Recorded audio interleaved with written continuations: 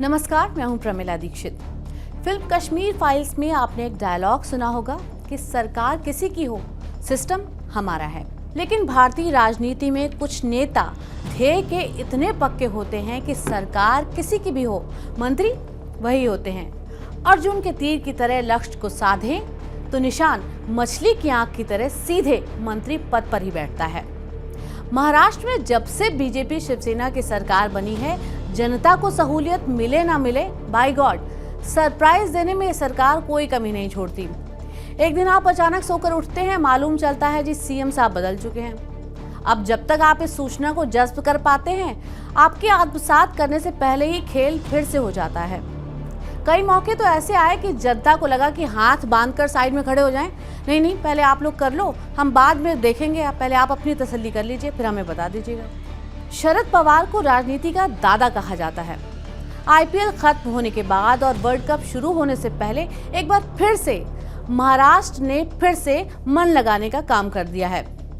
शरद पवार जो हैं, उनकी शख्सियत, उनका तजुर्बा, उनके अनुयायी भी ऐसे हैं कि जिस वक्त कांग्रेसी सोनिया गांधी के आगे और उनकी अध्यक्षता और पीएम पद की गुहार लगा के खड़े हुए थे, तब अकेले शरद पवार ही थे जिन्होंने तारिक अनवर और पीएस संगमा को साथ लेकर एक अलग पार्टी खड़ी कर ली थी। लेकिन उनके बाद की जो जनरेशन आई, वो राजनीति के पुरोधा बनने से ज्यादा पद मिलेगा या नहीं, इस वाले सिद्धांत पर यकीन करता है।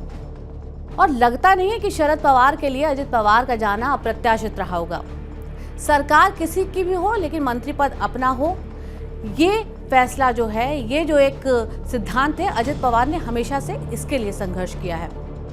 जब नवंबर 2019 में सुबह सुबह बीजेपी के देवेंद्र फडणवीस ने मात्र 3 दिन के लिए मुख्यमंत्री पद की शपथ ली थी, तो भी अजित पवार उप मुख्यमंत्री पद की शपथ ले रहे थे और सभी को उन्होंने चौंका दिया था। अजित पवार उसके बाद उद्धव ठाकरे के नेतृत्व वाली एनडीए सरकार में भी उप मुख्यमंत्री बने थे और फिर जून 2022 में गठबंधन सरकार गिरने तक करीब 2.5 साल तक इस पद पर रहे।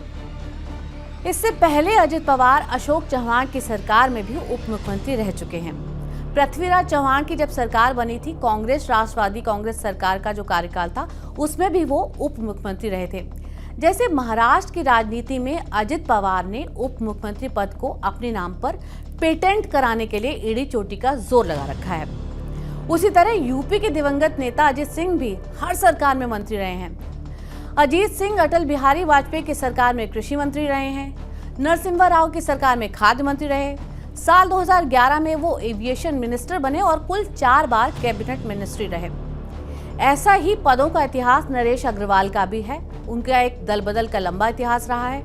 यूपी में हरदोई से जो नेता हैं नरेश अग्रवाल, वो पहले कांग्रेस में थे, फिर बीजेपी ज्वाइन करके कल्याण सिंह, राम प्रकाश गुप्ता और राजनाथ सिंह की सरकार में बिजली मंत्री बने। ये बीजेपी की सरकार थी। साल 2003 से 2004 में वो सपा ज्वाइन कर चुके थे और मुलायम सिंह यादव की सरकार में पर्यटन मंत्री रहे।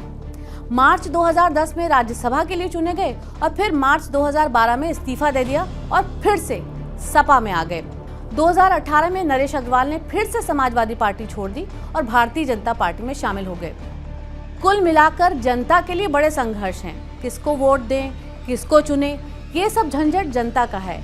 और नेता हैं कि लक्ष्य लेकर चलते हैं कि इलाका किसी का भी हो, धमाका उन्हीं का होगा। धन्यवाद।